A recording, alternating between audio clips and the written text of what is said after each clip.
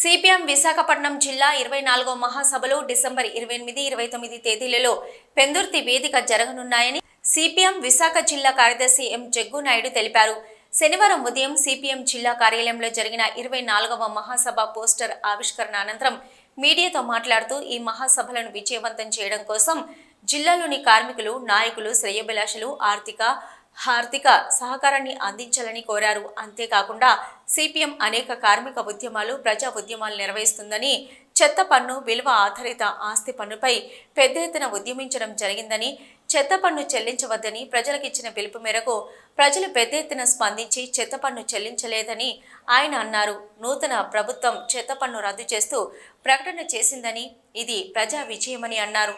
ఇంకా విలువ ఆధారిత ఆస్తి పన్ను రద్దు పెండింగ్లో ఉందని, దీనికోసం ప్రజలు ఆర్థికంగా ఇబ్బంది పడుతున్నారని, కావున విలువ ఆధారిత ఆస్తి పన్నులు కూడా రద్దు చేసి ప్రభుత్వం ఎన్నికల్లో ఇచ్చిన హామీలు నిలబెట్టుకోవాలని ఆయన డిమాండ్ చేశారు. సిపిఎం పార్టీ గోపాలపట్నం జోన్ కార్యదర్శి ఏ జగన్, పార్టీ జిల్లా సెక్రటరీ సభ్యులు ఆర్కేఎస్ కుమార్ గారు, పార్టీ జిల్లా సెక్రటరీ సభ్యులు బి రాము గారు, పెద్దూరు జోన్ పార్టీ కార్యదర్శి. సిపిఎం పార్టీ విశాఖ జిల్లా 24వ మహాసభలు డిసెంబర్ 28, 29 తేదీల్లో పెందుర్తిలో జరుగుతాయి. ఈ మహాసభలు విజయవంతం చేయడం కోసం జిల్లాలో ఉన్నటువంటి ప్రజలు, కార్మికులు, శ్రేయోభిలాషులు ఆర్థిక సహకారం అందించి మహాసభలు జయప్రదం చేయాల్సిందిగా మీ ద్వారా విజ్ఞప్తి చేస్తున్నాం. సిపిఎం పార్టీ అనేక ప్రజా ఉద్యమాలు, కార్మిక ఉద్యమాలు నిర్వహిస్తామని, చెత్త పన్ను, విలువ ఆధారిత ఆస్తి పన్ను వ్యతిరేకంగా పెద్ద ఎత్తున ఉద్యమించాం. చెత్త పన్ను చెల్లించొద్దని ప్రజలకి పిలిపించాం. మా ఆందోళనకి, పిలుపుకి ప్రజలు విశేషంగా స్పందించారు. వేలాది మంది చెత్త పన్ను కట్టలేదు. ఫలితంగా ఈరోజు కొత్త ప్రభుత్వం వచ్చి చెత్త పన్ను రద్దు చేసింది. ఇది ప్రజా విజయం.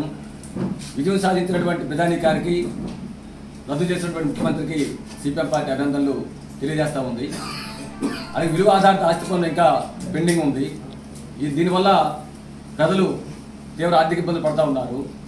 కాబట్టి విలువ ఆధారిత ఆస్తి పన్నును కూడా రద్దు చేసి ప్రభుత్వం ఎన్నికల్లో తెలిసినటువంటి మాటని అమలు చేయాలని చెప్పని మేము సిపిఎం పార్టీగా డిమాండ్ చేస్తున్నాం.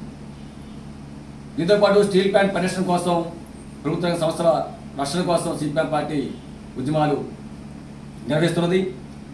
ఇల్లు లేని పేదలకు భూపాట్లు నిర్వహించి ఇల్లు సాధన కోసం కృషి చేస్తున్నాం.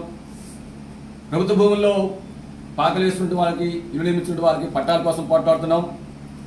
అలాగే పాలకులు కొండల ధ్వంసం చేసి పర్యావరణాన్ని నాశనం చేస్తుంటే వాటి రక్షణ కోసం కోరుకుంటున్నాం. ధరలకు వ్యతిరేకంగా, విద్యుత్ ఛార్జీలకు వ్యతిరేకంగా ఉద్యమాలు నిర్వహిస్తున్నాం. కార్మికులు అసలు త్యాగాలు చేసి సాధించుకున్నటువంటి 44 కార్మిక చట్టాల్లో 29 చట్టాలని నాశనం చేసి 4 ల్యాబ్ కోర్ట్స్గా మారిస్తే కేంద్ర ప్రభుత్వం వాటి రద్దు కోసం మేము ఉద్యమాలు నిర్వహిస్తున్నాం. మహిళలపై అత్యాచారాలు, దాడులకు వ్యతిరేకంగా సిపిఎం పార్టీ ఆందోళన కార్యక్రమాలు నిర్వహిస్తూ ఉంది. అలాగే రైతులకి గిట్టుబాటు ధర సాధన కోసం, యువత ఉపాధి సాధన కోసం, వీటితో పాటు కేంద్ర రాష్ట్ర ప్రభుత్వాలు అనుసరిస్తున్నటువంటి ప్రజా వ్యతిరేక విధానాల వ్యతిరేకంగా పెద్ద ఎత్తున ప్రజల్ని, కార్మికుల్ని సమీకరించి ఉద్యమాలు నిర్వహిస్తున్నాం. ఇది భారతదేశంలో ఉన్నటువంటి యువతకి ఉపాధి అవకాశాలు కల్పించాలని చెప్పారంటే ప్రభుత్వ రంగ అభివృద్ధి కావాలి, ప్రైవేట్ పరిశ్రమలు నిర్మించాలి, తద్వారా యువత అవకాశాలని పెంచాలని చెప్పిన ఉద్యమాలు నిర్వహిస్తున్నాం. ఆ విధంగా కార్మికులకి, ప్రజలకి ఈ విశాఖపట్నం అభివృద్ధి కోసం అనేక ఉద్యమాలు, పోరాటాలు నిర్వహిస్తున్న పార్టీ సిపిఎం పార్టీ.